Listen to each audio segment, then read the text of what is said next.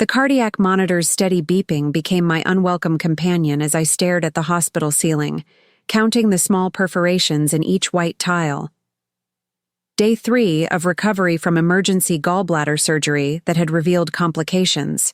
No one saw coming. I shifted, wincing as the movement pulled at my stitches, and reached for my phone.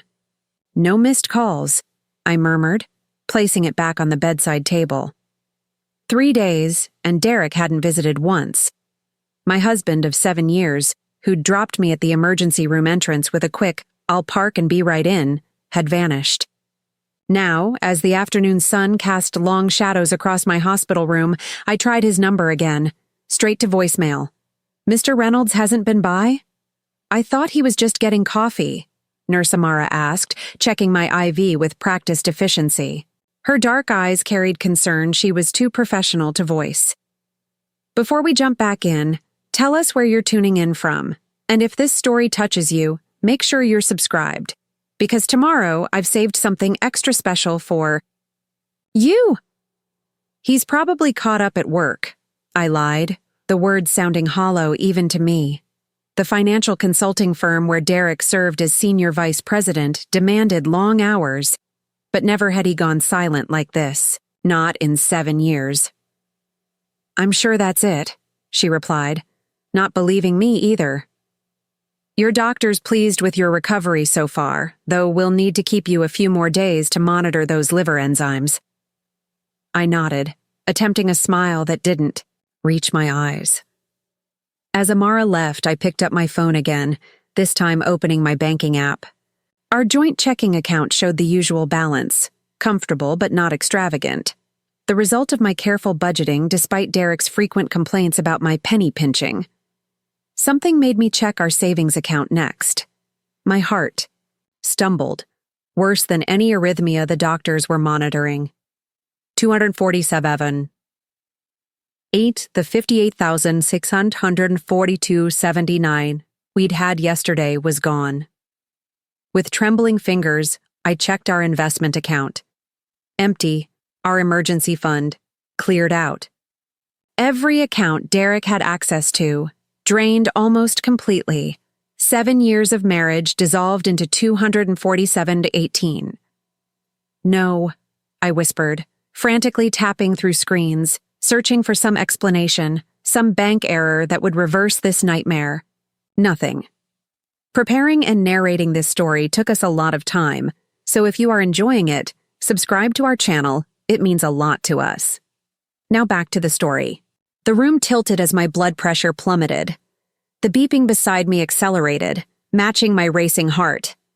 I closed my eyes, forcing myself to take long, controlled breaths, fighting back the wave of nausea and betrayal threatening to overwhelm me.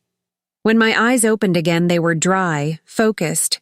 The monitor beside me settled into a more regular rhythm. 7 years with Derek Reynolds. 7 years believing I'd finally found someone who loved me for me, not for what I could give him. 7 years since I'd walked away from my family's fortune, determined to make it on my own, to live a normal life without the expectations and manipulations that came with wealth.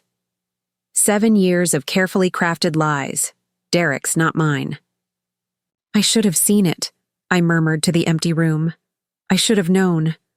Only, I had known, hadn't I?" The quiet voice of intuition I'd ignored for years suddenly rang clear, reminding me of every red flag I'd dismissed. Derek's growing frustration over my modest lifestyle choices. His increasingly pointed questions about my estranged family. The subtle but persistent pressure to dip into non-existent family money. He suspected I was hiding, and I had been hiding something. Just not the way he thought. I reached for my phone again, this time opening a different app, one with no name, just a simple icon that looked like a calculator. I entered a complex sequence of numbers, not my password, but a mathematical equation whose solution would unlock the app. The screen transformed, revealing a secure interface and a balance that would have made Derek's eyes bulge.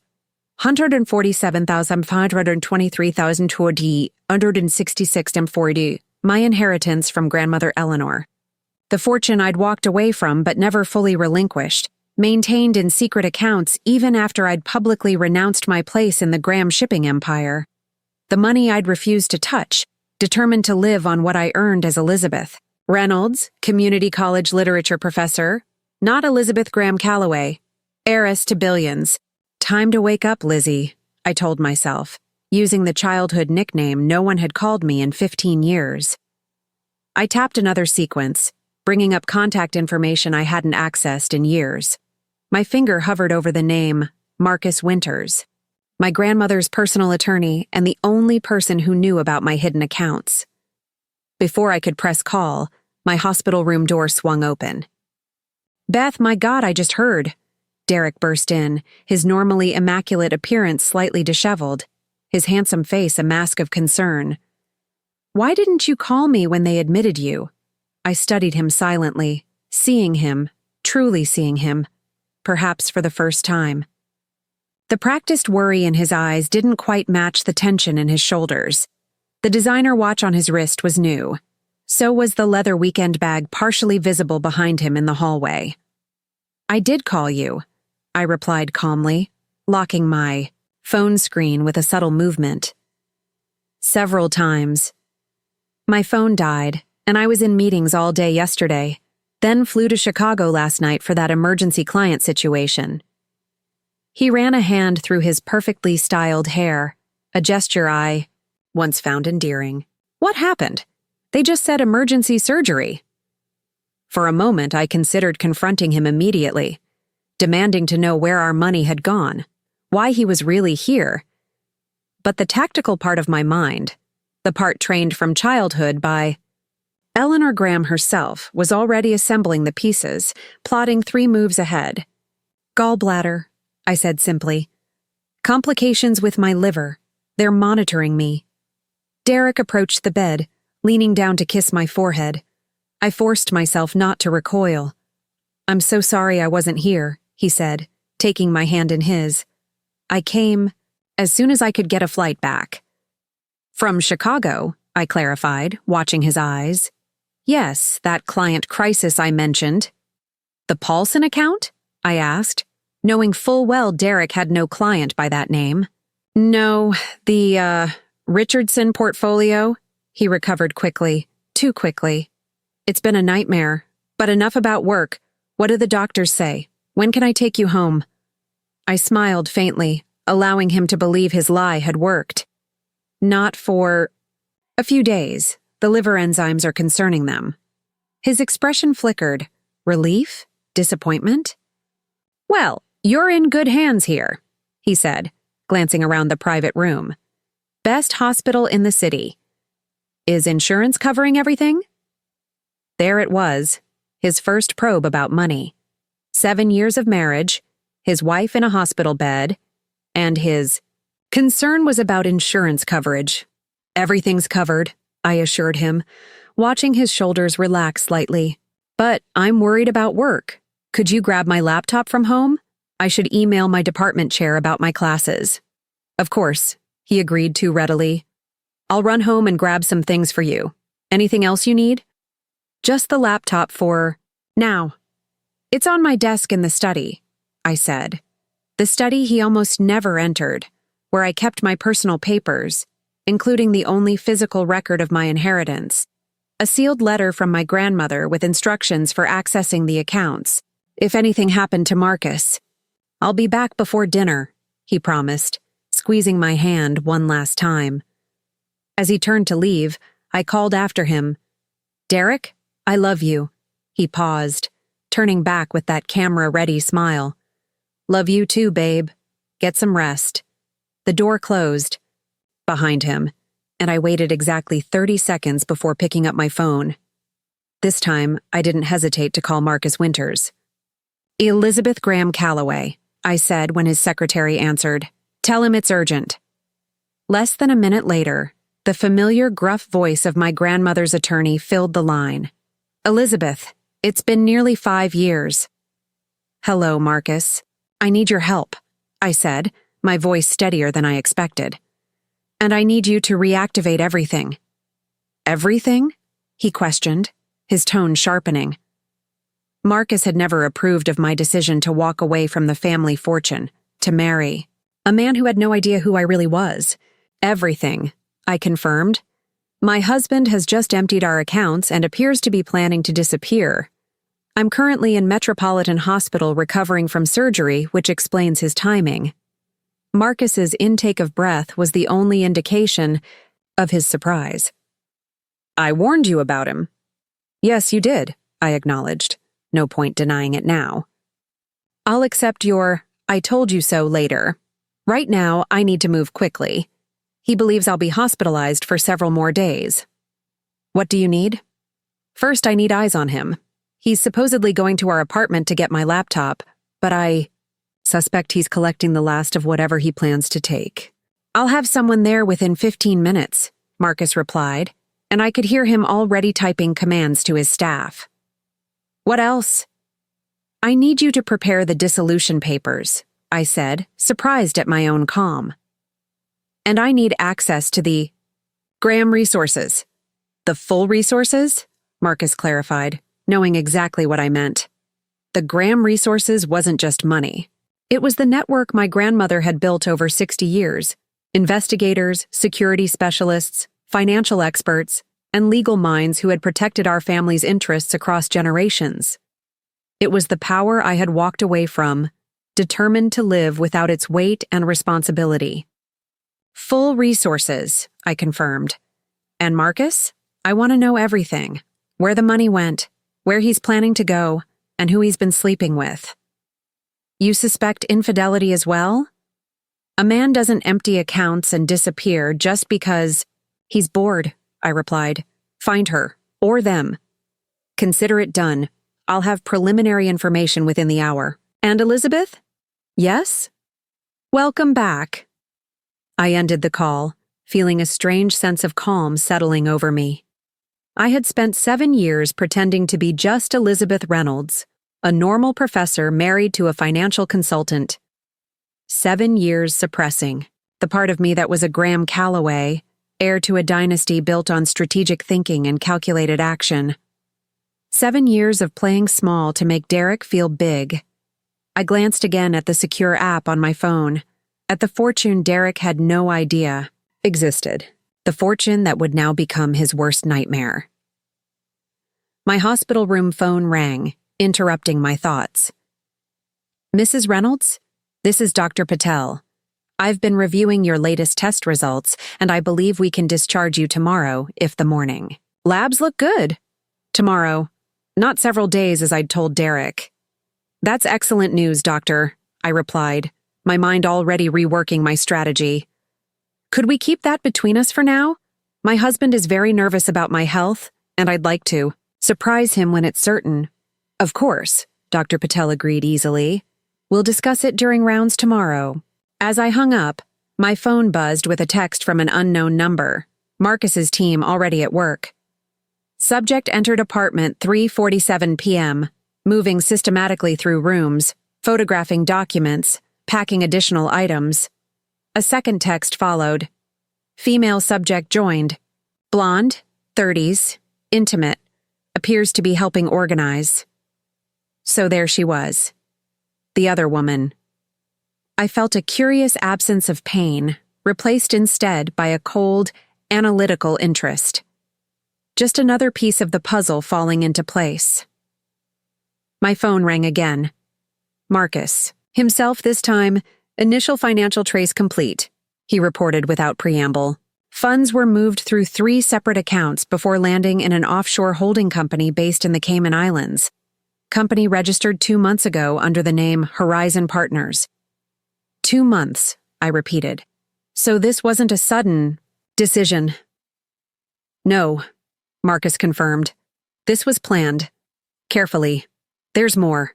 Your husband purchased tickets to Belize. 2 passengers. Departing tonight at 11:40 p.m. Tonight, not even waiting to see if I survived the surgery complications. Names on the tickets?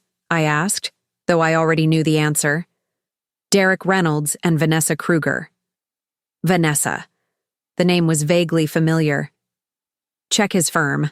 I believe she's a client. Relations manager there? Already confirmed, Marcus replied. She tendered her resignation last week, effective yesterday. I closed my eyes briefly, the pieces continuing to align. They've been planning this for months. Appears so.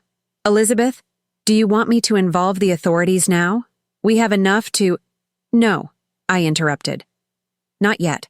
Let them get to the airport. You're letting them leave the country. Marcus's surprise was evident.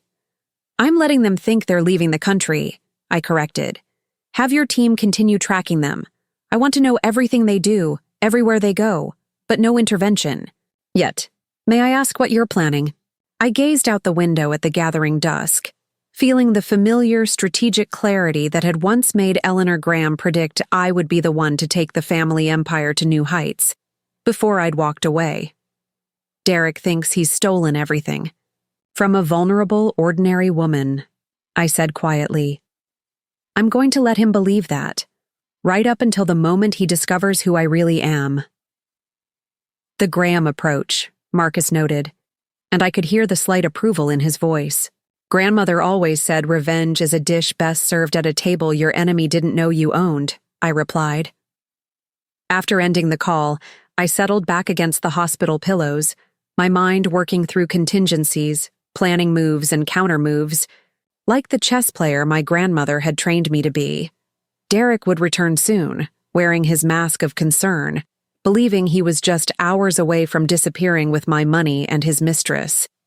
He would say all the right things, play the devoted husband one last time, and I would play my part too.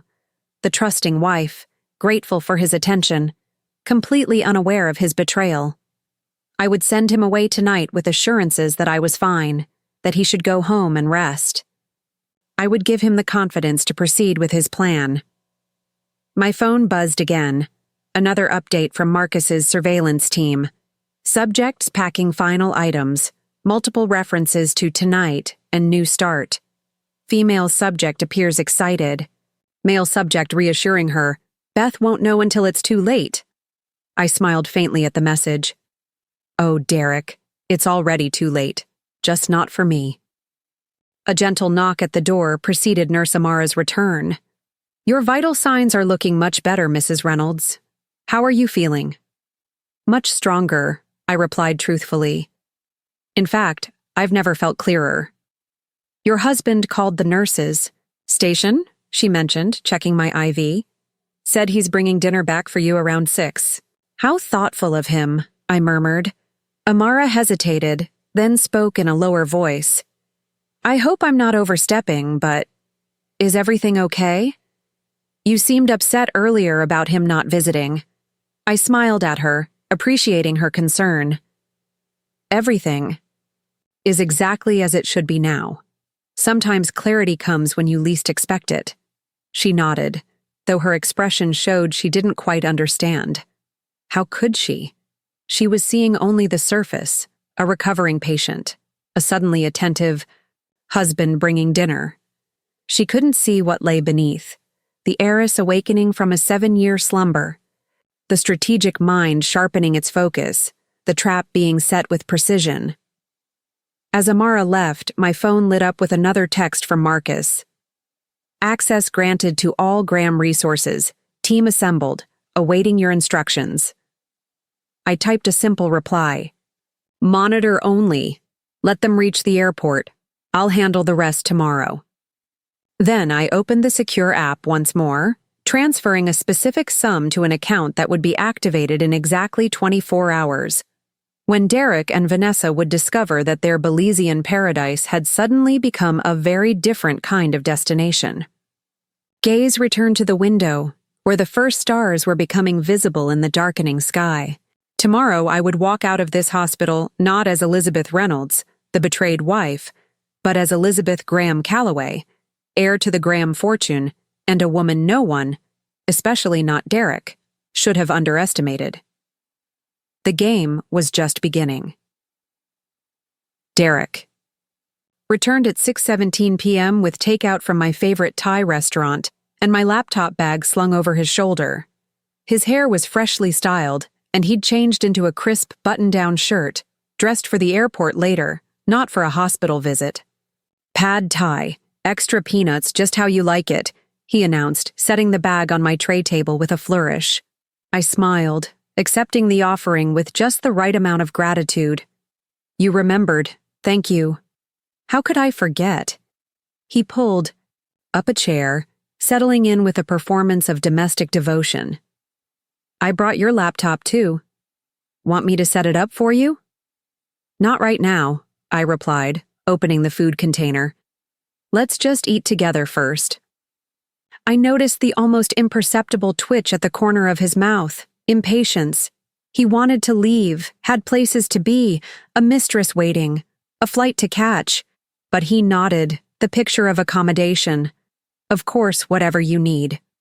As I took small bites of the noodles, I studied him over the container.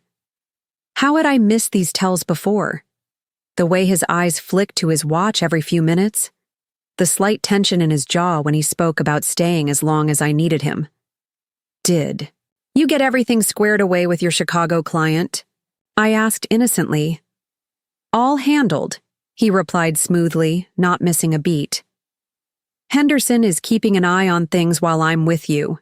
Henderson, another fictional colleague to add to his growing cast of imaginary characters. I nodded as if I believed him, as if I didn't know he'd emptied our life savings and booked a one-way ticket to Belize with Vanessa Kruger. My phone vibrated silently against my leg.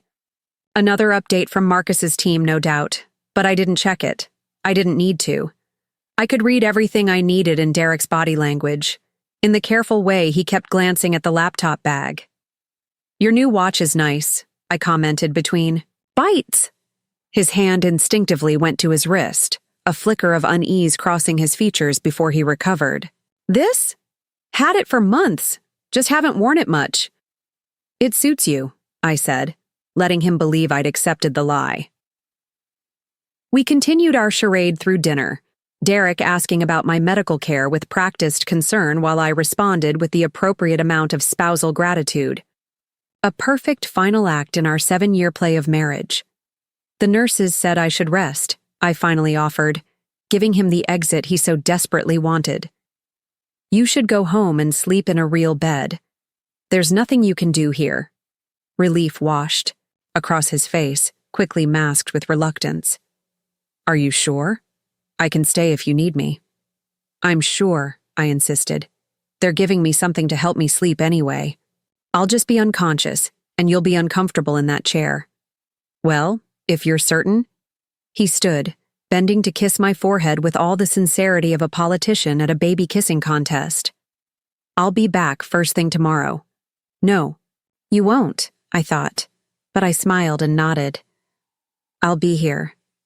Need anything from home tomorrow? He asked, his hand already on the door. Just you, I replied, watching him flinch almost imperceptibly at the guilt my words triggered. Get some rest, honey. Love you. Love you too, I echoed, the words hollow between us. As the door closed behind him, I finally checked my phone. Subject.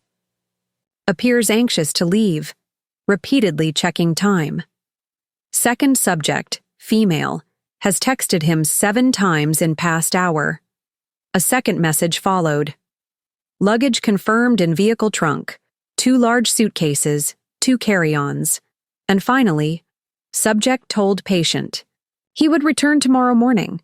Obtained parking validation for 30 minutes. I smiled at the thoroughness of Marcus's team, then opened another message. This one from Marcus himself. Phase 1 preparations complete. Shall we proceed with airport surveillance? I texted back a simple, yes, full documentation. Then I turned. My attention to the laptop Derek had brought. I opened it carefully, my fingers moving across the keyboard with practiced precision. As I suspected, he'd accessed it before bringing it to me. The password screen showed an incorrect login attempt. I entered the correct password, then immediately opened a secure browser and checked the folder where I kept our important documents. As expected, several had been opened recently. Our insurance policies, property records for our apartment, my employment contract with the university. He'd been thorough in his information gathering, looking for any assets he might have missed. But he hadn't found what he was looking for, because it wasn't there. The only record of my true wealth was encoded in my grandmother's letter, which was written in a personal cipher only a Graham would recognize. I navigated to my email, sending a brief message to my department chair about my medical leave, maintaining the facade in case Derek had installed monitoring software. Then I closed the laptop and reached for the hospital phone. "Nurse's station," Amara answered. "This is Elizabeth Reynolds in 412.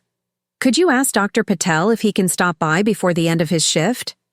I have some questions about my discharge. Tomorrow." "Of course, Mrs. Reynolds. I'll let him know." 20 minutes later, Dr. Patel entered my room, chart in hand. "Mrs. Reynolds, your nurse mentioned you had questions about your discharge?" "Yes, doctor. I understand I might be able to leave tomorrow morning?" He nodded, reviewing my chart. "Your latest labs show significant improvement. If tonight's results continue the trend, I see no reason to keep you past noon tomorrow." "That's excellent news," I said, then lowered my voice. "I have a somewhat unusual request. Would it be possible to discharge me earlier? Perhaps by 9 a.m.? Dr. Patel raised an eyebrow. "Any particular reason for the rush?" I'd prepared for this question, crafting a response that was truthful without revealing too much. "My husband is planning a surprise for me, but I'd like to surprise him instead. He thinks I'll be here several more days." The doctor smiled slightly. "I see. Well, assuming your morning labs are good, I could authorize an early discharge, but you'd need someone to drive you home." "I've arranged transportation," I assured him, thinking of Marcus's team standing by. "Very well," he agreed. "I'll make a note for the morning staff. But, Mrs. Reynolds, you'll still need to take it easy at home. No strenuous activity for at least 2 weeks." "I understand completely," I replied. "I'll be very careful." After Dr. Patel left, I sent another text to Marcus. "Discharge confirmed for 9 a.m. Need secure transport and access to the penthouse." The penthouse was my grandmother's Manhattan apartment, a place I hadn't visited in 7 years, since walking. Away from the family fortune. It had remained unoccupied but maintained, part of the trust I'd never fully relinquished. Marcus's reply came quickly. "Transportation arranged. Penthouse being prepared now. Security team in place." My next text contained specific instructions.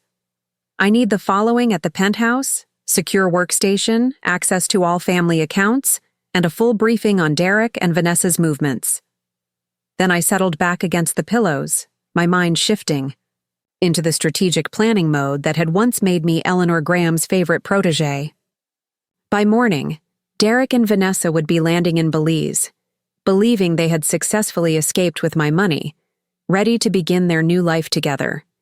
By tomorrow night, they would realize their mistake.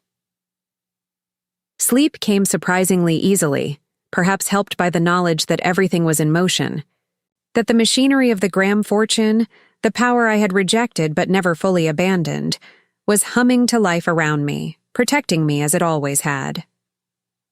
I woke at 6 a.m. to a text from Marcus. "Subjects boarded flight BZ447 to Belize City.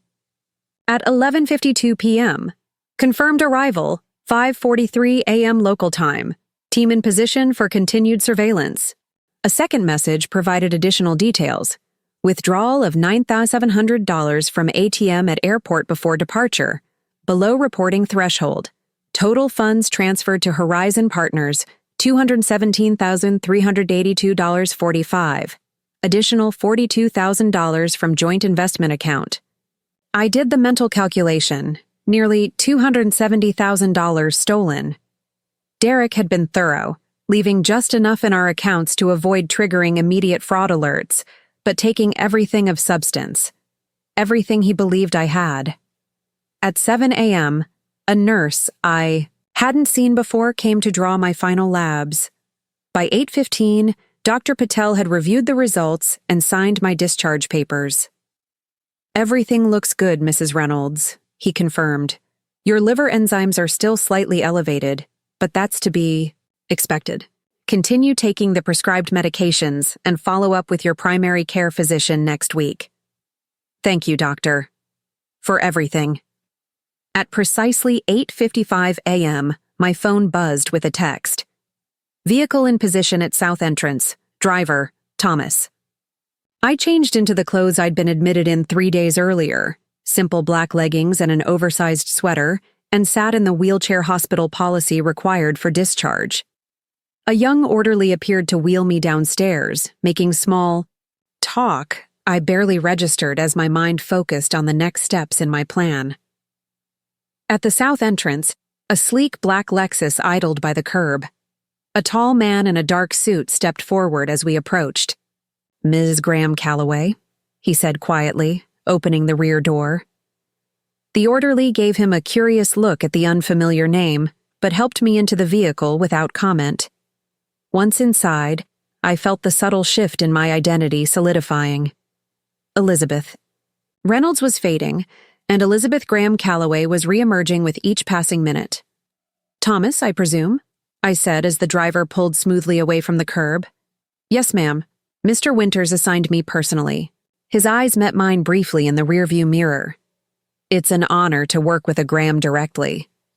I nodded, recognizing the loyalty that my grandmother had cultivated throughout her organization. "How long have you been with the family, Thomas?" 12. "Years, ma'am, since your grandmother hired me fresh out of the service. Military background? Marines, then private security. Mr. Winters can brief you on my full credentials at the penthouse." "That won't be necessary," I replied, settling back against the leather seat. "If Marcus trusts you, that's sufficient." The city streets blurred, past as we headed uptown, each block taking me further from the life I'd built as Elizabeth Reynolds and closer to the world I'd left behind. I felt a momentary pang of regret, not for Derek's betrayal, but for the simplicity I'd thought I'd found in my chosen life, the freedom from the weight of the Graham name and all it entailed. Thomas navigated through morning traffic with practiced ease, eventually pulling up to a discreet entrance of one of Manhattan's most exclusive residential buildings. The doorman recognized the car immediately, stepping forward to open my door with a respectful nod. "Welcome back, Ms. Graham Calloway," he said, as if I'd been gone days rather than years. The private elevator to the penthouse required a fingerprint scan, technology that had been cutting edge when I'd last used it but was now commonplace. I pressed my thumb to the reader, half expecting it to reject me, but the panel glowed green and the doors slid open silently. "Mr. Winters is waiting upstairs," Thomas informed me, remaining in the lobby as the elevator doors closed. The ascent to the top floor gave me a moment to prepare myself for what was coming. I'd walked away from this world, the wealth, the power, the responsibility, believing I could build something authentic with Derek, something I'd earned entirely on my own. Now I was returning, not just to the penthouse, but to everything it represented. As the elevator doors opened directly into the penthouse foyer, I stepped back into my past. Marcus Winters stood waiting, looking remarkably unchanged from when I'd last seen him, still tall and imposing despite being well into his 70s, his white hair immaculately groomed, his bespoke suit a subtle declaration of power. "Elizabeth," he greeted me, his usual formality softened slightly. "Welcome home." I glanced around the penthouse, taking in the familiar surroundings. The art on the walls, original pieces by masters my grandmother had collected over decades. The antique furniture arranged exactly as it had been. Even the subtle scent of jasmine, Eleanor Graham's signature fragrance, lingered faintly in the air, as if the space had been preserved in amber. "Has anything changed?" I asked, moving further into the grand living room with its floor-to-ceiling windows overlooking Central Park. "Only the technology," Marcus replied, gesturing toward a sleek workstation set up near the windows. "As you requested." I approached the computer setup, noting the multiple monitors, secure phone lines, and what appeared to be a military-grade encryption device. Everything you need is there, Marcus continued. Full access to all accounts, real-time monitoring of your husband's movements, and a direct line to our team in Belize. I nodded, settling into the ergonomic chair. Show me where they are now. Marcus tapped a few keys, bringing up a satellite map on the main screen. A pulsing red dot appeared on a coastal area of Belize. They cleared customs at 6:12 a.m. local time and took a taxi to this resort, he explained, zooming in on an upscale beachfront property. They've checked in under the names David and Lisa Montgomery, paid cash for the first week, using some of the money withdrawn at JFK. And the accounts? I asked, turning to a different monitor. The funds transferred to Horizon Partners have been split, Marcus replied, pulling up a complex financial diagram. Approximately 40% remains in the Cayman Islands account. The rest has been moved through shell companies to this bank in Belize. He pointed to an account number. They've accessed it once already, confirming the transfer completed successfully. I studied the information, my mind calculating possibilities. They're being cautious, testing the waters before fully committing. Precisely, Marcus agreed. They'll likely wait a few days before making any major purchases or investments, wanting to ensure they haven't been tracked. And you have people watching them? 2 operatives posing as tourists. They're booked in the same resort, 3 rooms down. We're receiving updates every 30 minutes. I leaned back in the chair, processing the information. Derek and Vanessa were settling into their new life, believing they had successfully escaped, with their ill-gotten gains. They were probably celebrating right now, champagne on the beach perhaps, toasting to their clever deception of poor, unsuspecting Elizabeth. What's your plan? Marcus asked, interrupting my thoughts. I turned to him, feeling a cold clarity settling over me. Phase 1. Secure what's mine. Begin legal proceedings to freeze the stolen funds. Already in motion, Marcus confirmed. Our legal team filed emergency papers this morning. Given the clear evidence of fraud, we expect the Belizean authorities to cooperate within 48 hours. Good. Phase 2. Gather all evidence of their relationship when it began, how they planned this. Our investigators have been compiling that information since yesterday, Marcus said, handing me a tablet. Preliminary findings suggest their affair began approximately 14 months ago. Ms. Kruger was initially assigned as a client liaison to one of your husband's accounts. Communications indicate they began planning this extraction about 3 months ago, shortly after your routine medical checkup revealed potential gallbladder issues. I felt a chill run through me. They were waiting for a medical emergency. It appears so. Your scheduled surgery next month would have been their opportunity, but when you were admitted for emergency surgery, they accelerated their timeline. Scrolled through the tablet, seeing text messages, email exchanges, hotel receipts, a meticulous documentation of betrayal spanning more than a year. There were even photographs, Derek and Vanessa entering a hotel together, sharing intimate dinners, holding hands in a park I recognized near his office. How did you compile all this so quickly? I asked, though I already knew the answer. We've had a basic surveillance package on you since you left, Marcus admitted without apology. Your grandmother's instructions, minimal monitoring, non-intrusive, activated only if a situation arose that might threaten your safety or finances. I should have been angry at this invasion of privacy, this revelation that I'd never truly escaped the protective bubble of the Graham fortune. Instead, I felt an odd sense of gratitude. She always did think 3 steps ahead, I murmured, thinking of Eleanor Graham's legendary foresight. 4 steps minimum, Marcus corrected with the ghost of a smile. She predicted something like, this might happen eventually. Said you'd chosen a husband who measured wealth by its absence in others.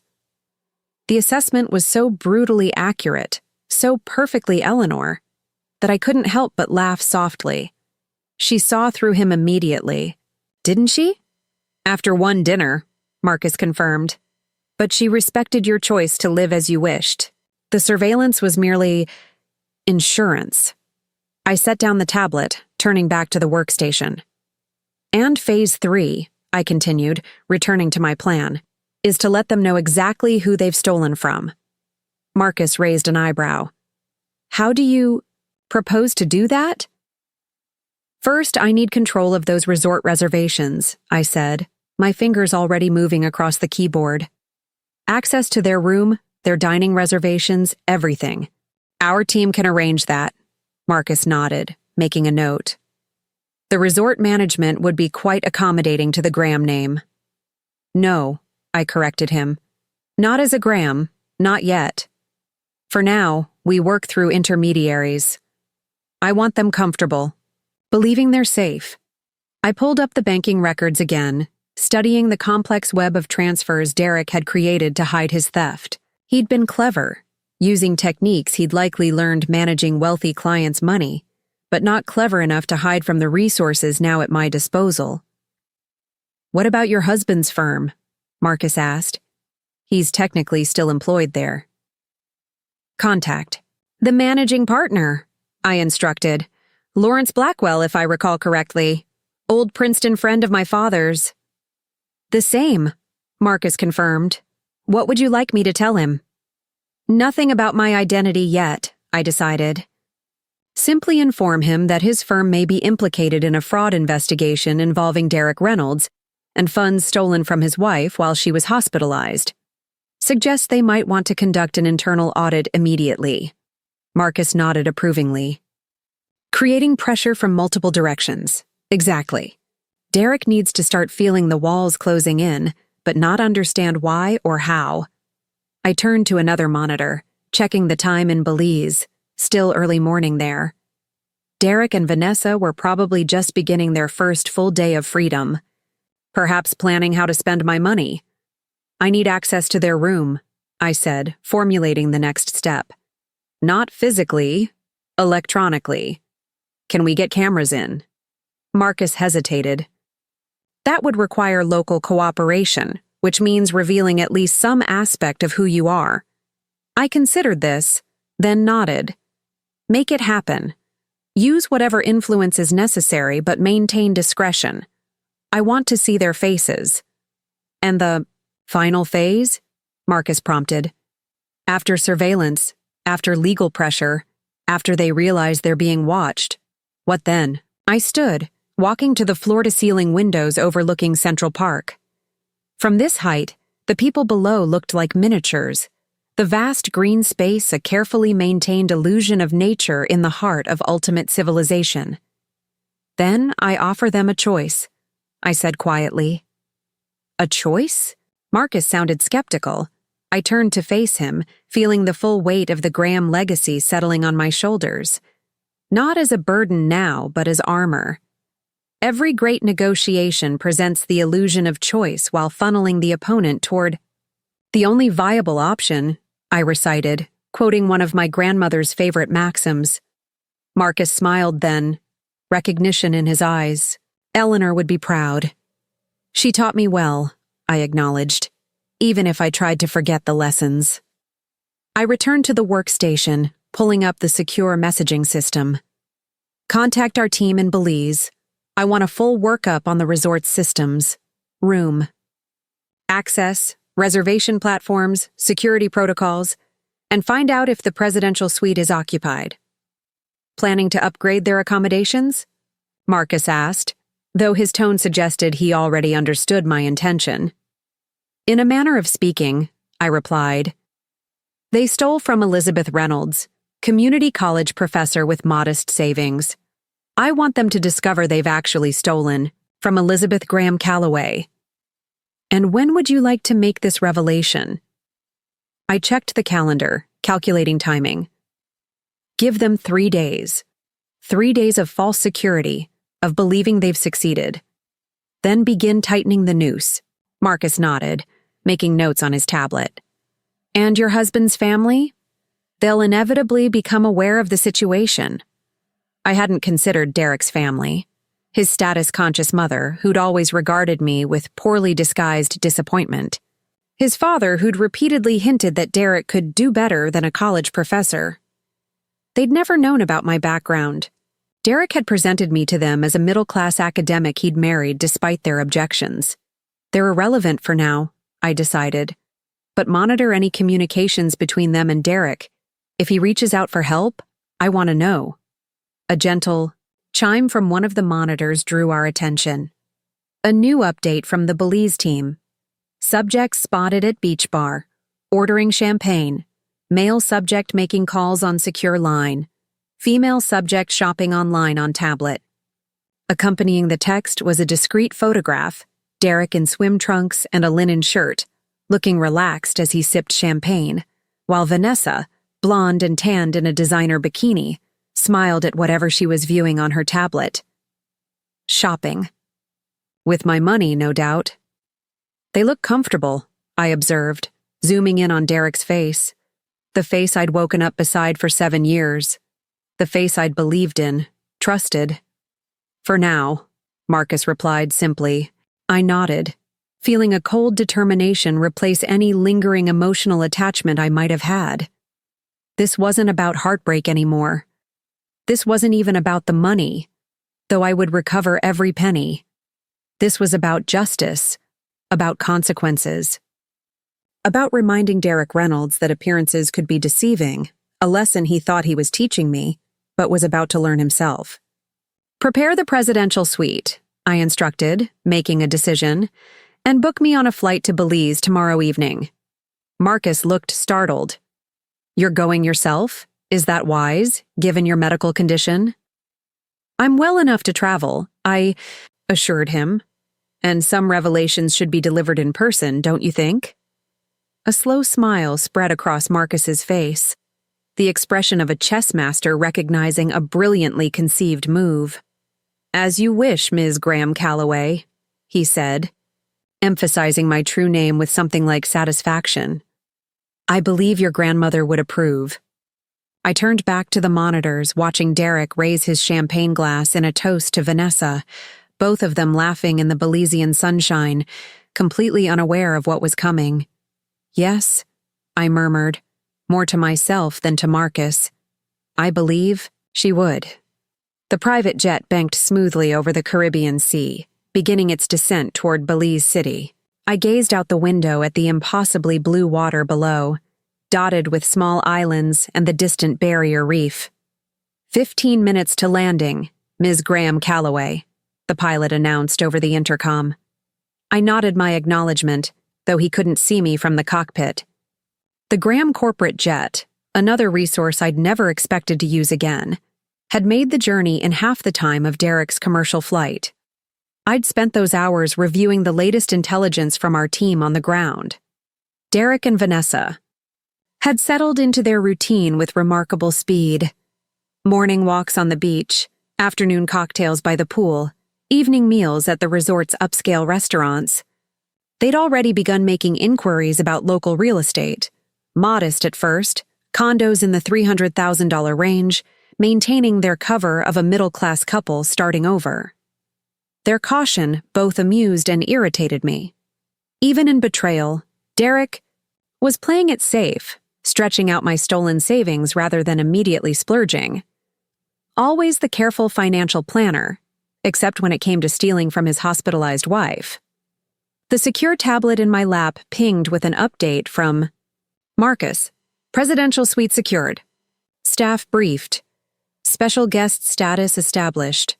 A second message followed. Subjects currently at North Beach. Lunch reservation at Coral Restaurant, 1:30 p.m. Perfect timing. They'd be out when I arrived, giving the team time for final preparations. The jet touched down with barely a bump, taxiing to a private hangar away from the main terminal. As we came to a stop, I gathered my minimal luggage, a single carry-on containing carefully selected items for the confrontation to come. At the bottom of the jet's stairs, a sleek black SUV waited on the tarmac. The driver, another Graham security, operative, greeted me with professional deference. Ms. Graham Calloway, welcome to Belize. I'm Ramirez, head of the local team. Status update? I requested as we pulled away from the airport, bypassing the regular customs channels through arrangements that had been made in advance. Subjects remain unaware of surveillance. No indication they suspect anything amiss, Ramirez reported. Financial containment is proceeding. Belizean authorities have flagged their accounts but haven't frozen them yet, awaiting final confirmation of our evidence package. I nodded, watching the Belizean landscape pass by. The drive from the airport to the coastal resort would take approximately 45 minutes. Time to review the final details of my plan. The surveillance equipment in their suite? Fully operational. Audio and video feeds are secure and accessible. Through your private server, Ramirez confirmed. We've also placed trackers on their devices. Phones, laptops, tablets. And the presidential suite? Prepared according to your specifications. Adjacent to their current room but separated by a security corridor. The resort manager has been extremely accommodating after learning of your family's potential interest in acquiring minority ownership. I smiled slightly at that. The Graham name opened doors everywhere, even in places where I'd never personally set foot before. My grandmother's network of influence extended to every corner of the world where wealth flowed, which was essentially everywhere. Any communications from my husband to his family or colleagues in New York? 3 calls to his office yesterday, all declined by the switchboard. 1 call to his parents this morning, which lasted approximately 2 minutes, Ramirez reported. Our audio surveillance suggests he told them he was on an extended business trip. They appeared confused, mentioned something about trying to reach him at your apartment. So Derek hadn't told his family about his escape plan. Interesting. Perhaps he was keeping that door cracked open, maintaining plausible deniability in case his plan with Vanessa unraveled. What about your medical condition? Ramirez asked with professional concern. Mr. Winters mentioned you're recovering from surgery. I'm fine, I assured him. But thank you for asking. As we approached the resort, I felt an unexpected flutter of nerves. Not fear exactly, but a heightened awareness of the confrontation to come. For 7 years, I'd played the role of Elizabeth Reynolds, modest professor, devoted wife. Now, I was about to reveal myself as Elizabeth Graham Calloway, heiress and strategist. The identity I'd buried was resurfacing, stronger than ever.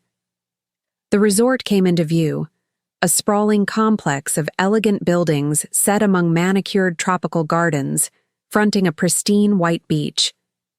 Under different circumstances, it would have been a paradise. Today, it was a battlefield. They're still at lunch, Ramirez confirmed, checking his phone. Our team has visual.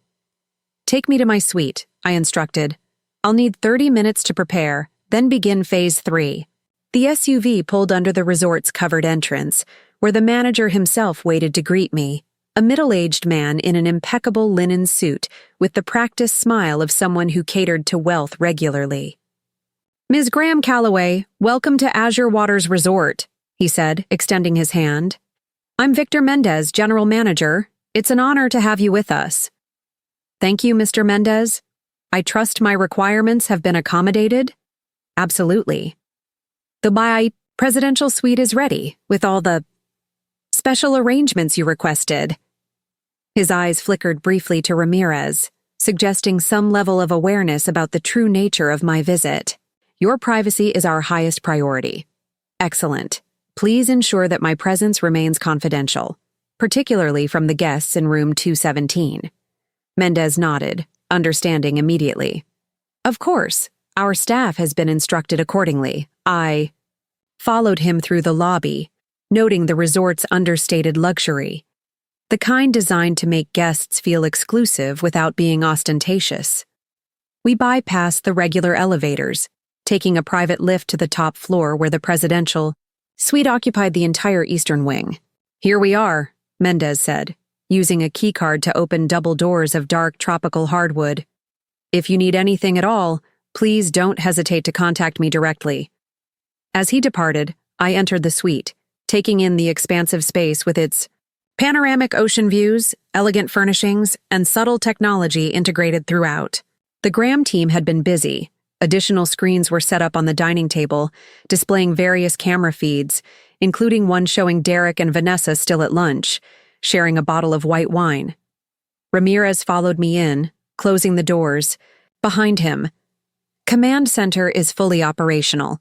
We have eyes on all public areas of the resort and audio in their suite. The server room has been secured.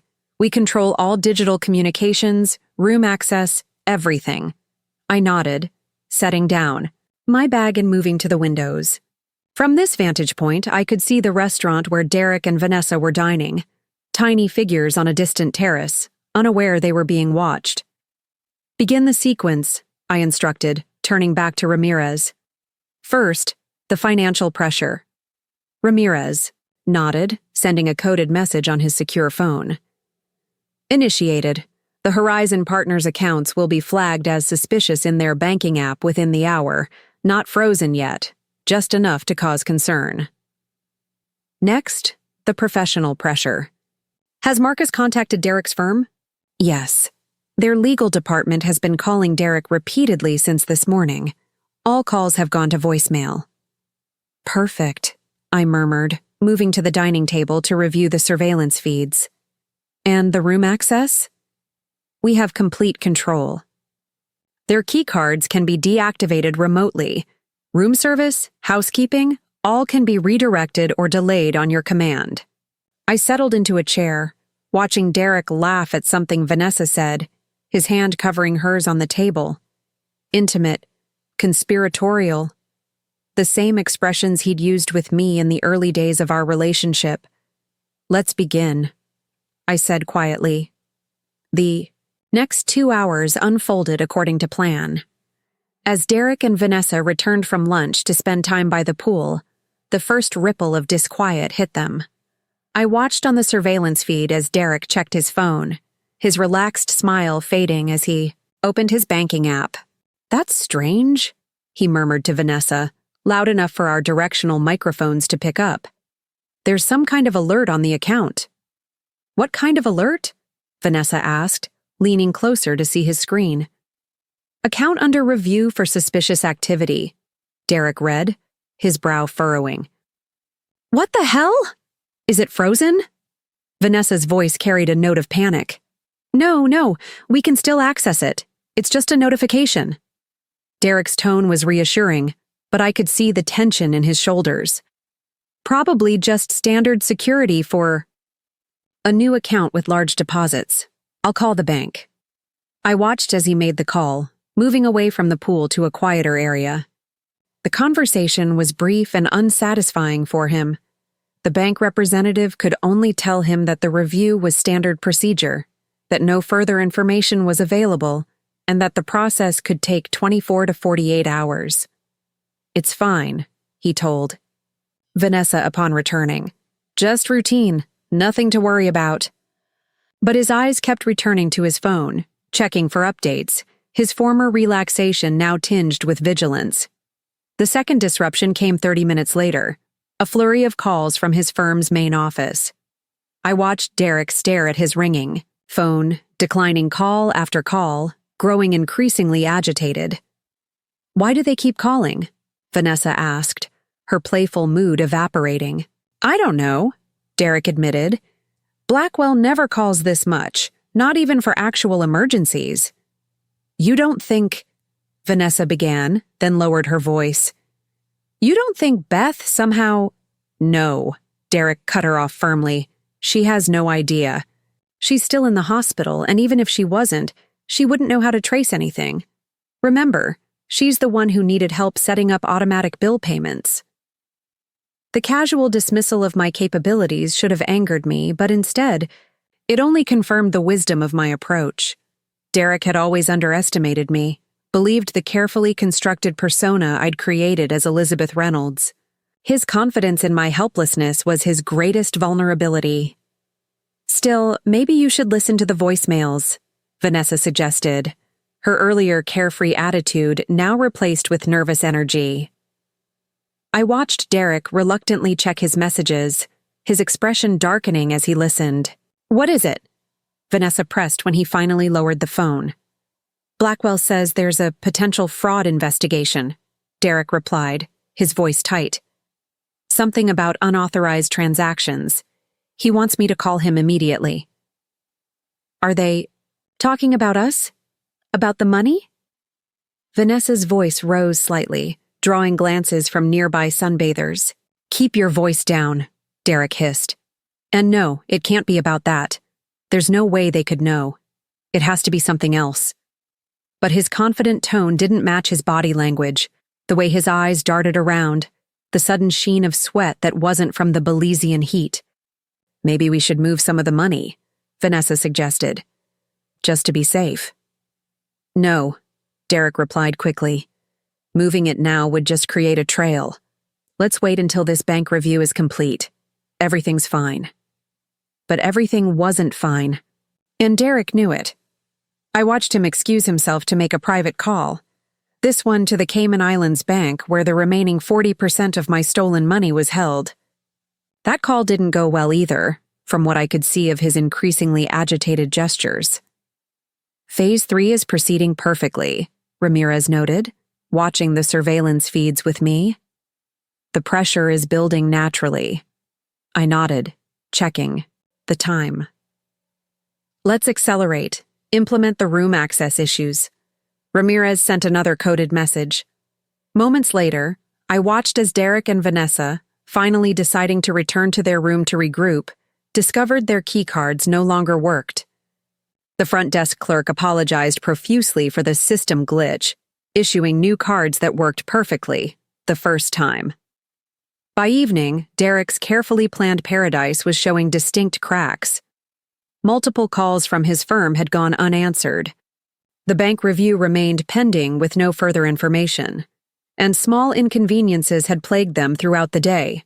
Room service orders arriving incorrect, spa appointments mysteriously canceled, dinner reservations lost. I watched them pick at their dinner. Their earlier celebration replaced with tense silence and worried glances. Derek kept checking his phone. Vanessa kept scanning the restaurant as if looking for watching eyes. They're primed, I observed. Time for the next phase. Have room service deliver a bottle of champagne to their room in 1 hour. The card should. Read, enjoying your stay. It's about to get interesting. Ramirez nodded, relaying the instruction. And prepare the meeting room as discussed, I added. I'll make my appearance at precisely 9 p.m. As I went to prepare, selecting my wardrobe with strategic precision, I reflected on the transformation of the past few days. The Elizabeth who had lain in that hospital bed, discovering her husband's betrayal, had been shocked, hurt, confused. But that Elizabeth was fading, replaced by the woman I'd been trained to be, calculated, deliberate, and utterly in control. I selected a simple but impeccably tailored black dress, understated diamond earrings that had been a gift from my grandmother, and heels that added just enough height to be imposing without sacrificing mobility.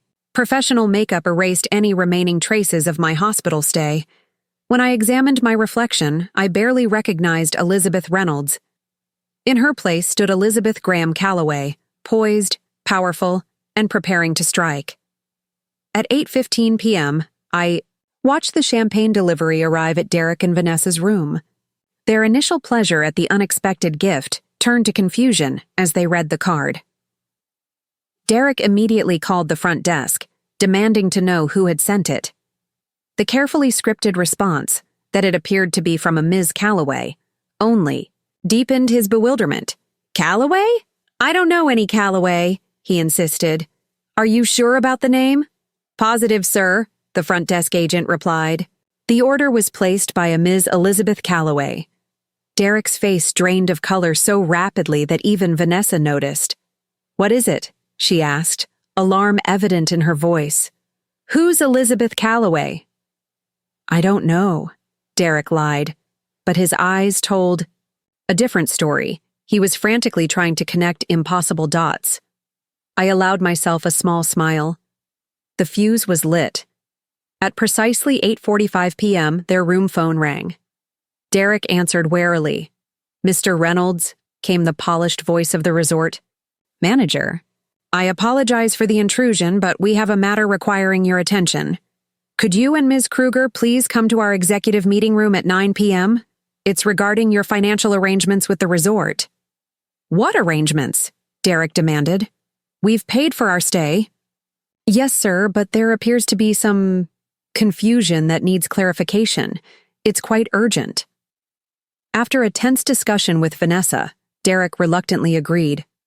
I watched them prepare, Derek changing into a button-down shirt and slacks, Vanessa selecting a sundress that straddled the line between casual and formal. Both looked nervous, their earlier relaxation completely evaporated.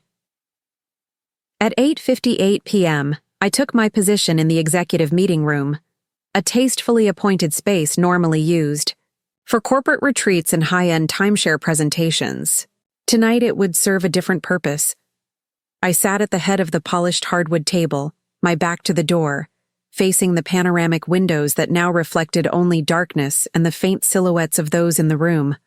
Myself, Ramirez, standing discreetly in the corner, and two other security team members positioned near the secondary exit. At exactly 9 p.m., there was a knock at the door. The resort manager opened it, ushering in Derek and Vanessa with practiced deference. "Mr. Reynolds, Ms. Kruger," he said smoothly. "Thank you for coming. The matter will be addressed by Ms. Calloway, who has been waiting to speak with you." I remained facing the windows, letting them see only my silhouette as they entered the room. I could hear Derek's breathing, slightly elevated, tense. Vanessa's heels clicked nervously on the hardwood floor. "Please sit down," I said, my voice carefully modulated, not yet turning around. "Look, I don't know who you are or what this is about," Derek began, his consultant's voice taking over, the one he used to manage difficult clients. "But if there's been some misunderstanding about our reservation—" "The only misunderstanding," I interrupted, slowly swiveling my chair to face them, "is yours, Derek, about who you were stealing from." The recognition hit him in stages. First, confusion, then disbelief, then dawning horror as he processed my presence. "Beth?" he whispered, frozen halfway to his seat. What are you—" "Elizabeth," I corrected him. "Elizabeth Graham Calloway, actually. Though you knew me as Elizabeth. Reynolds." Vanessa looked between us, confusion evident on her face. "Derek, what's happening? Who is she?"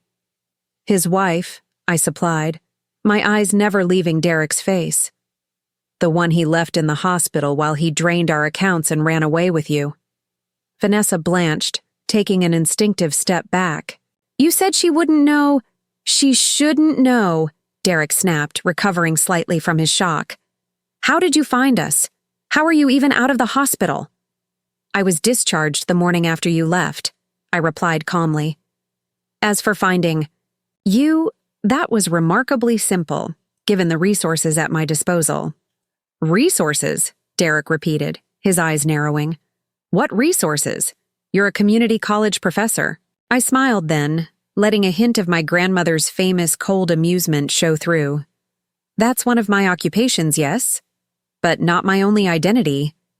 With a nod to Ramirez, the lights in the room adjusted, and the large screen on the wall illuminated, with a comprehensive display of Derek and Vanessa's activities, financial transactions, communications, movements over the past months. "What is this?" Derek demanded, his voice rising. "Are you working with the police?" "I don't need the police, Derek, though they will become involved eventually, if you force that particular outcome." I gestured to the chairs again. "Please, sit. This conversation will be easier if you're not looming about so dramatically." Something in my tone, the absolute certainty, perhaps, or the clear command, made them both comply almost automatically. Derek sank into a chair, his confident facade crumbling. Vanessa perched on the edge of hers, looking ready to flee at any moment. "You've taken $268,943.12 from our joint accounts," I began, bringing up the exact figures on the screen. "Transferred through a rather elementary series of shells to accounts in the Cayman Islands and here in Belize." "Those were our joint savings," Derek attempted weakly. "I had every right to empty accounts while your wife was in emergency surgery?" I raised an eyebrow. I'm sure a judge would find that perfectly reasonable. How did you track? He began, then stopped, his financial mind finally beginning to work through the implications. Who are you really? I told you, Elizabeth Graham Calloway. Recognition flickered in his eyes, not complete understanding, but the beginning of awareness that he was missing something significant. Graham. As in Graham Shipping? Eleanor Graham? My grandmother, I confirmed. Though the family interests extend far beyond shipping these days, Derek paled further, the enormity of his miscalculation beginning to dawn on him. You're wealthy? That would be an understatement, I replied, unable to keep a hint of satisfaction from my voice. The fortune you've been pressuring me about for years, the family money you were convinced I was hiding, it exists, Derek. It's just far larger than you ever imagined. I nodded to Ramirez again, who brought up new information on the screen. The Graham family holdings, my personal accounts, the full extent of the wealth I had walked away from, but never fully relinquished. Derek stared at the numbers, his mouth actually falling open as he processed the 9- and 10-figure sums displayed before him. This can't be real, he whispered. I assure you it's quite real, I replied. As real as the legal proceedings already underway to recover the money you stole. As real as the fraud investigation your firm has initiated. As real as the freeze that will hit your Belizean accounts at midnight tonight. Vanessa made a small, distressed sound. Derek, what is she talking about? What's happening? Derek ignored her, his eyes fixed on me with a new expression. Not fear, exactly, but calculation. I could almost see the gears turning as he reassessed everything, looking for an angle, an opportunity. If you're so wealthy, he said slowly, why did you live like that? The apartment, the budget concerns, the community college job? Why pretend to be ordinary? I wasn't pretending, I corrected him. I chose that life. I walked away from the family business, the fortune, the Graham name, everything, because I wanted something authentic, something I built myself. I leaned forward slightly, including a marriage to someone who I thought loved me, not for my bank accounts. Derek flinched at that, and for a moment, just a moment, I saw genuine regret cross his face. Then his survival instincts took over. Beth, Elizabeth, listen, there's been a huge misunderstanding. I wasn't abandoning you, he attempted, his voice taking on the soothing tone he used when trying to manipulate a situation. I was just securing our assets. I was coming back for you. Vanessa's head snapped toward him, betrayal evident in her expression. What? The bank flagging was strange timing, Derek continued, ignoring her. I was actually about to call you tomorrow to explain everything. Were you? I asked mildly. Before or after viewing the beachfront property you scheduled to tour on Thursday? The one listed at $1.2 million? Derek's mouth opened and closed soundlessly, his lies deserting him in the face of such specific knowledge. You've been watching us, he finally managed. From the moment you emptied our accounts, I confirmed. Every call, every transaction, every intimate conversation in what you thought was the privacy of your room. Vanessa stood abruptly. This is insane. I'm not staying for this. Sit down, Ms. Kruger, I said, my voice hardening. You're implicated in financial fraud across international boundaries. Your passport has already been flagged. You're not going anywhere until we resolve this situation. The color drained from her face as she slowly sank back into her chair. What do you want? Derek asked, his earlier confidence now completely evaporated. The money back? Fine, take it. We'll transfer everything right now. The money is already being recovered, I informed him. What I want now is to discuss terms. Terms? Derek repeated. For how this ends, I clarified. You have two options, Derek. Option 1 is legal prosecution. International financial fraud carries significant penalties. Given the timing, stealing from a hospitalized spouse, and the documentation we've compiled, you would likely face substantial prison time. Both of you would. Vanessa made another distressed sound, shooting an accusatory glance at Derek. What's option 2? Derek asked quietly. I smiled, the expression not reaching my eyes. A clean break. You sign divorce papers acknowledging your actions. You cooperate fully with returning every penny. You sign non-disclosure agreements about our marriage and my identity. In exchange, I don't press charges. That's it? Derek looked suspicious. You'd just let us go? With nothing, I clarified. No money, no references, no luxury lifestyle. Just the opportunity to walk away without criminal records.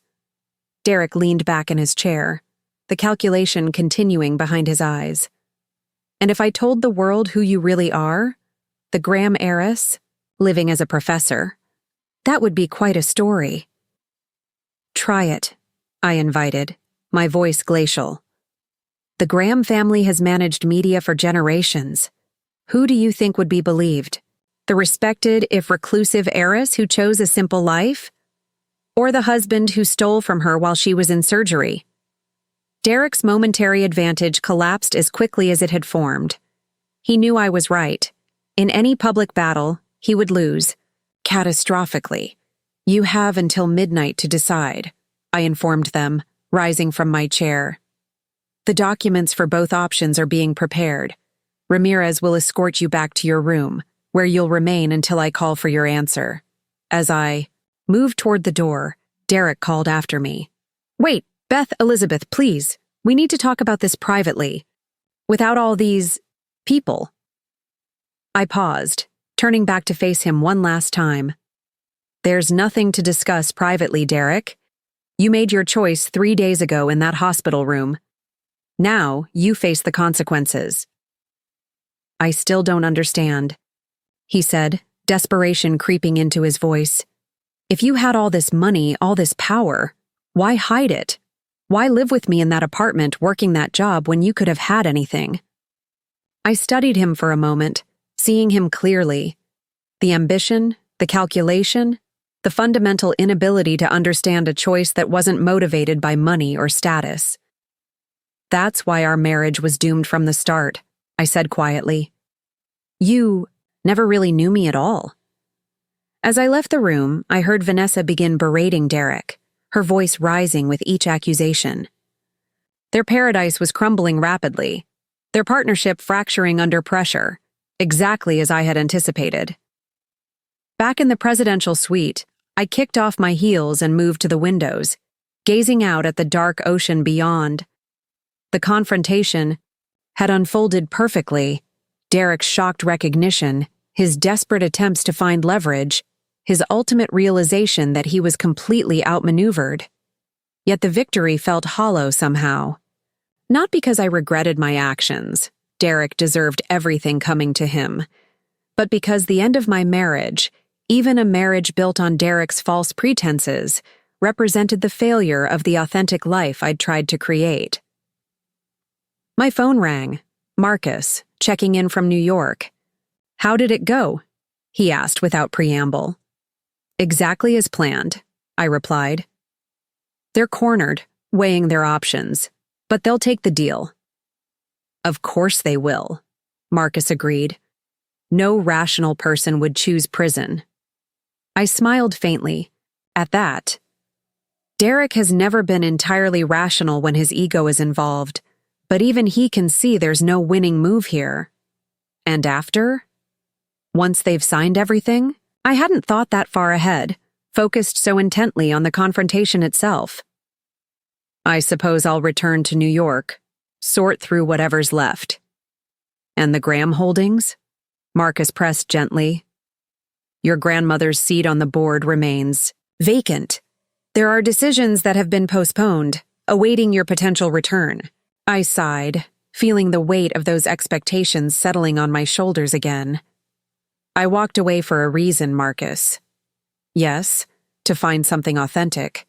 But perhaps authenticity isn't about rejecting who you are, but embracing it fully, including the responsibilities and privileges of your birth. His words echoed something my grandmother had told me years ago, before I'd walked away. The greatest privilege of wealth, she'd said, is the freedom to choose how to use it. Rejecting it entirely is as much a waste as spending it frivolously. Let me handle Derek and the divorce first, I told Marcus. Then we'll discuss the family business. As I ended the call, my tablet lit up with a message from the surveillance team. Subjects arguing intensely. Female subject packing belongings.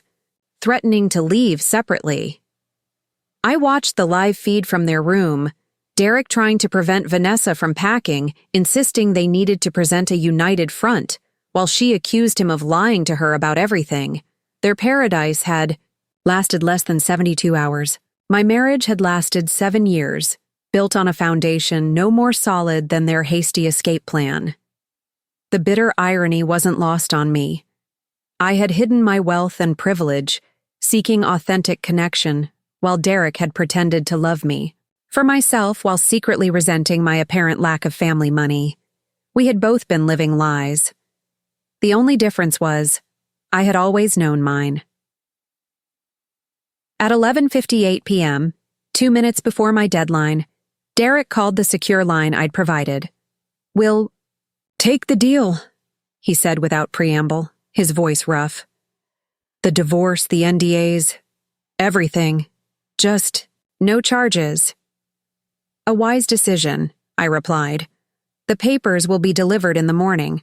Once signed, you'll both be escorted to the airport and placed on separate flights. Vanessa to Miami, you to New York. Your belongings will be sent later, after being thoroughly searched for any documents or devices containing financial information." "And that's it?" Derek asked, a hint of his old disbelief returning. "We just walk away?" "With the clothes on your backs and the knowledge that you've narrowly avoided federal prison," I confirmed, "which is far more than you plan to leave." "Me with?" The line was silent for a moment. Then, unexpectedly, Derek's voice softened. "For what it's worth, Elizabeth. It wasn't all a lie. Not in the beginning." I considered his words, searching for any genuine emotion behind them. Was there a time when he had truly loved me, before ambition and resentment corrupted everything? Perhaps. But that time was long gone, buried under years of calculation and betrayal. "Goodbye, Derek," I said simply, and ended the call. Tomorrow, they would sign the papers, and this chapter of my life would close definitively. Derek and Vanessa would face the consequences of their actions. Not prison, but a return to ordinary life without the stolen money they'd thought would fund their new beginning. As for me, Elizabeth Graham Calloway, I stood at a crossroads. The path I'd chosen 7 years ago, walking away from wealth and privilege to build something authentic, had led me here, to betrayal and disillusionment. But perhaps there was another path forward, one that incorporated the lessons of both worlds. I turned from the window, my reflection in the glass transforming from Elizabeth Reynolds to Elizabeth Graham Calloway with each passing moment. The woman I'd been and the woman I was becoming, merging into someone new, someone stronger. Tomorrow would bring paperwork and legalities, the formal dissolution of a marriage that had died the moment Derek emptied our accounts. But it would also bring possibility, the chance to redefine myself once more, but this time without rejecting any part of who I was. The Graham heiress, the literature professor, the strategist, the woman who had been betrayed but refused to be broken. All of me. Morning in Belize brought cloudless skies and a gentle breeze carrying the scent of salt and tropical flowers. I watched from my balcony as resort staff prepared the beach for another day of paradise, raking sand, arranging lounge chairs, setting up the breakfast buffet. "The documents are ready, Ms. Graham Calloway," Ramirez announced, entering the suite with a leather portfolio. "Both sets, as requested." I turned. From the view, crossing to the dining table where he laid out two distinct stacks of papers. The first, thicker, more comprehensive, contained the divorce agreement, financial settlements, and non-disclosure documents. The second held the criminal complaints that would activate if Derek chose unwisely. Their current status? I asked, reviewing the divorce papers with a practiced eye. Awake since 5 a.m., minimal conversation. The woman attempted to leave separately but was escorted back by security. They've been informed you'll meet them at 9 a.m. I nodded, satisfied with the arrangements. And the flights? Confirmed. Ms. Kruger to Miami at noon, Mr. Reynolds to New York at 12:45. They'll be kept separated at the airport.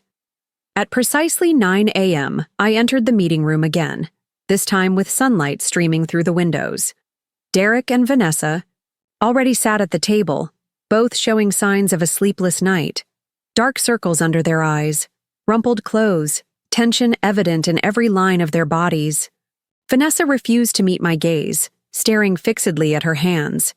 Derek, however, watched me with a mixture of wariness and calculation that I recognized all too well. He was still looking for an angle, a way to salvage something from the wreckage. Good morning, I greeted them, my voice neutral as I took my seat at the head of the table. I trust you've had time to consider your situation fully. We have, Derek replied, attempting to project calm authority despite his disheveled appearance. And we've agreed to your terms. Excellent. I opened the portfolio, removing the first set of documents. These require your immediate attention: divorce papers, financial disclosures, non-disclosure agreements. I slid them across the table, along with 2 pens bearing the resort's logo. Once signed, you'll be escorted to your room to collect the personal items we've approved for travel. Your flights have been arranged. Derek reached for the papers, but his hand hesitated above them. Before we sign, I want to ask something. I raised an eyebrow, waiting. This fortune of yours, he began, his voice carefully modulated. It was there all along? The whole 7 years? It was, I confirmed. In trusts and holdings I chose not to access. Why? The genuine bewilderment in his voice might have been touching if it wasn't so revealing of his character. We lived in that apartment, budgeted for vacations, worried about retirement savings. Why put us through that if you had all this? Us? I repeated, allowing a hint of cold amusement to color my tone. There was no us in my decision, Derek. I made a choice before I ever met you, to build a life based on my own merits, not my inheritance. But after we married, he pressed, you never thought to mention it? To use it to make our lives better? Our lives were exactly what I wanted them to be, I replied. The only one dissatisfied was you, constantly pushing for more, resenting limitations that were entirely artificial from my perspective. Vanessa made a small noise, half laugh, half sob. He talked about your family all the time, she said, finally looking up. How they'd cut you off, how limited your ambitions were, how frustrated he was by your refusal to reach out to them for opportunities. Is that what he told you? I asked, genuinely curious. She nodded. He said your family had money once, but they'd lost most of it and you were too proud to admit it. I turned to Derek, seeing him through new eyes.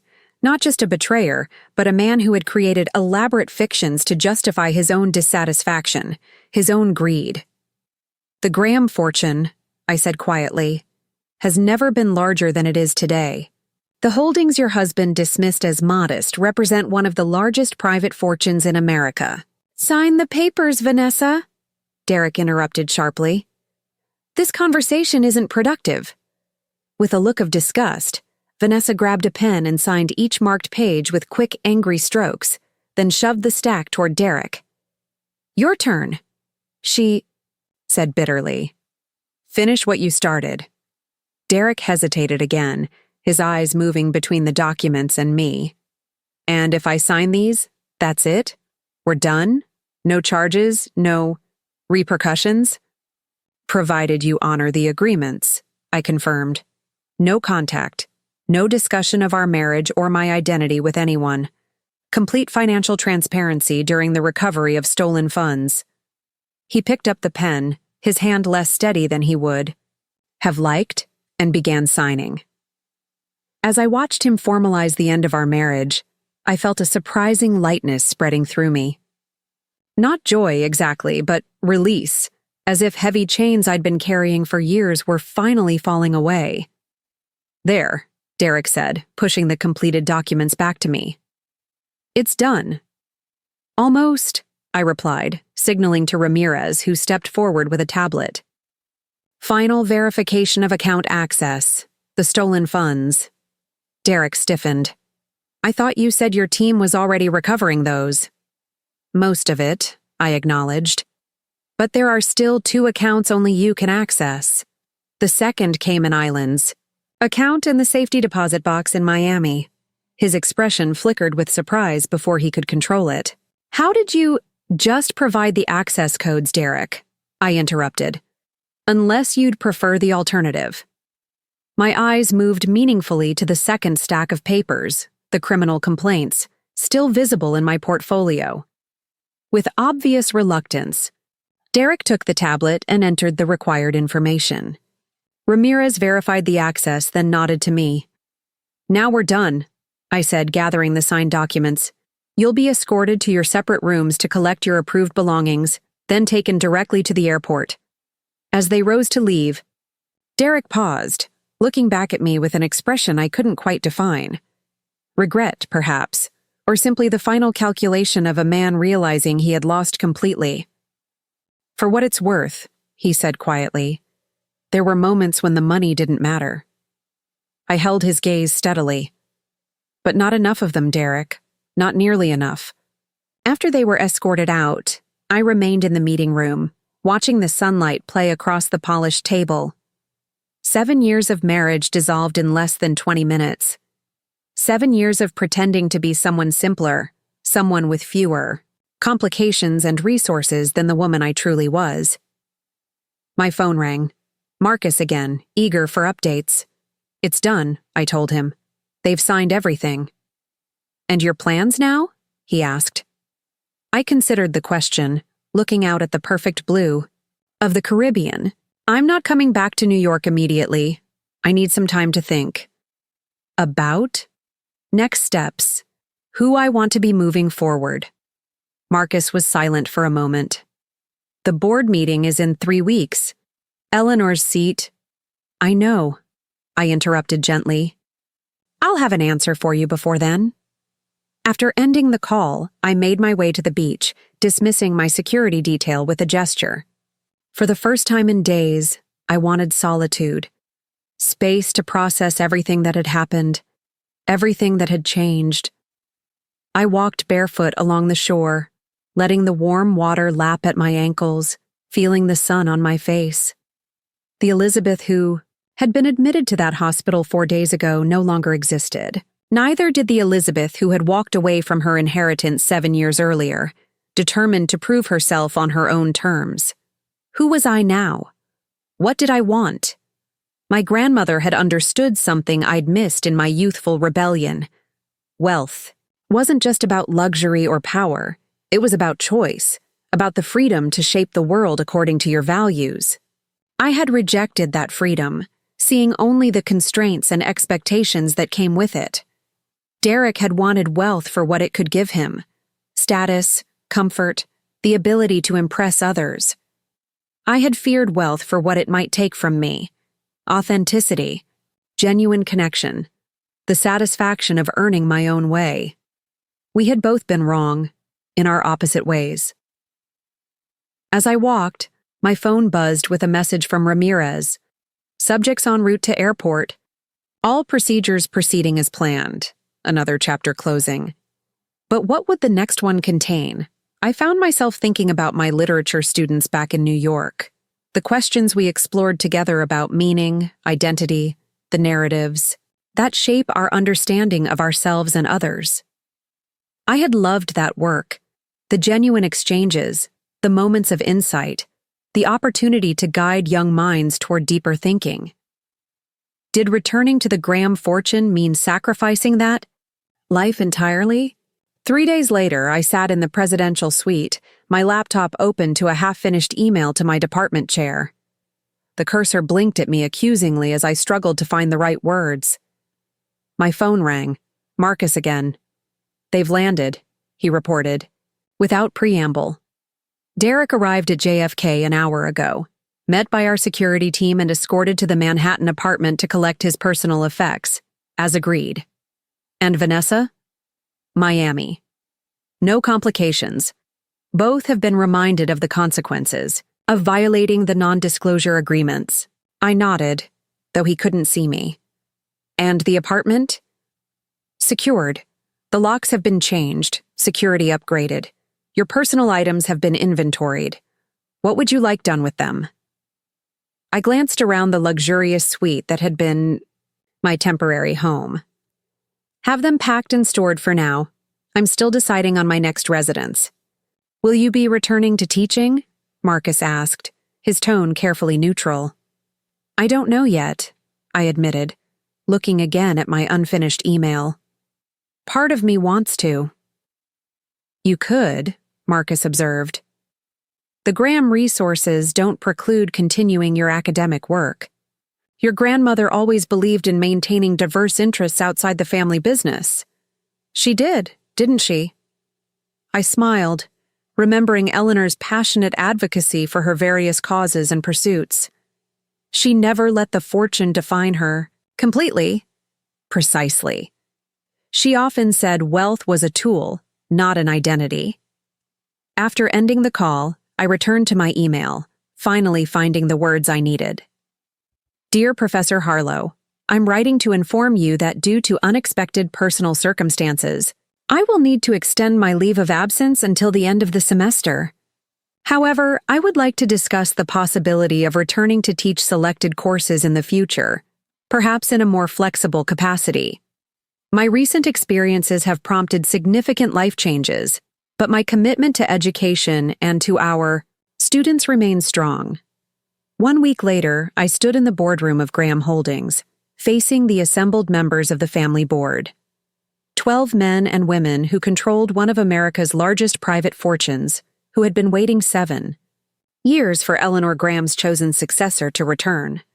Ms. Graham Calloway, the interim chairman greeted me. It's been a long time.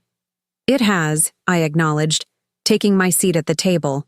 Not the head, not yet. Thank you for accommodating this meeting on short notice. We've been waiting for your call, an older woman replied. My mother's cousin, Catherine, who had temporarily assumed many of my grandmother's responsibilities after her death. Are we to understand you're ready to take your place here? I looked around the table, meeting each gaze directly. Yes and no. A murmur of confusion rippled through the room. I'm prepared to accept my grandmother's seat on this board, I clarified.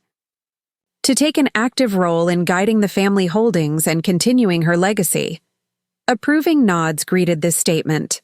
However, I continued, I have conditions. The murmurs turned wary.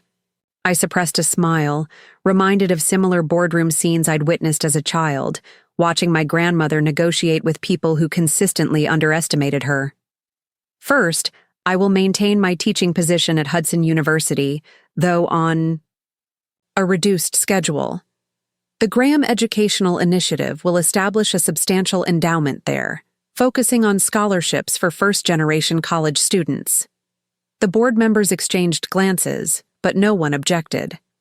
Second, I will establish a new division within Graham Holdings dedicated to ethical investment and corporate accountability, identifying and supporting companies that demonstrate exceptional commitment to employee welfare, sustainability, and social responsibility.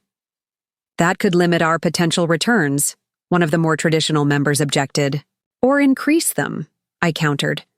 Ethical companies are increasingly outperforming their less scrupulous competitors. But more importantly, it aligns with the values my grandmother instilled in this family. I continued outlining my vision, a Graham empire that maintained its financial strength while leveraging that power for meaningful change. a fortune that existed not just to perpetuate itself, but to create genuine value. By the end of the meeting, I had secured provisional approval for my proposals.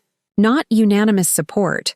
My grandmother would have warned me to be suspicious of any plan that pleased everyone, but enough to move forward. As I left the building, I paused on the sidewalk, looking up at the Graham name displayed discreetly above, the entrance. For 7 years, I had rejected this part of my identity, believing I had to choose between Elizabeth Graham Calloway, heiress, and Elizabeth Reynolds, professor. Now I understood what my grandmother had been trying to teach me all along, the power of integration rather than rejection. The strength that comes from embracing all aspects of oneself, the privileges and the responsibilities, the advantages and the obligations. Derek had emptied our accounts believing he was stealing from a vulnerable, ordinary woman with modest savings. His betrayal had been cruel, calculated, the act of a man who measured others solely by what they could provide him. But in his betrayal, he had inadvertently given me something precious: clarity. The recognition that I no longer needed to compartmentalize my life, to hide parts of myself in order to find authenticity. My phone chimed with a message.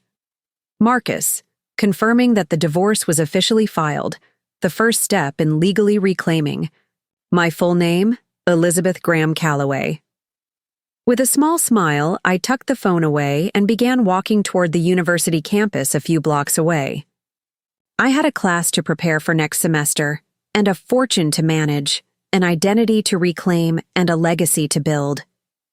For the first time in years, I felt completely, genuinely myself, not defined by what I had rejected or what had been stolen from me, but by the choices I was now free to make.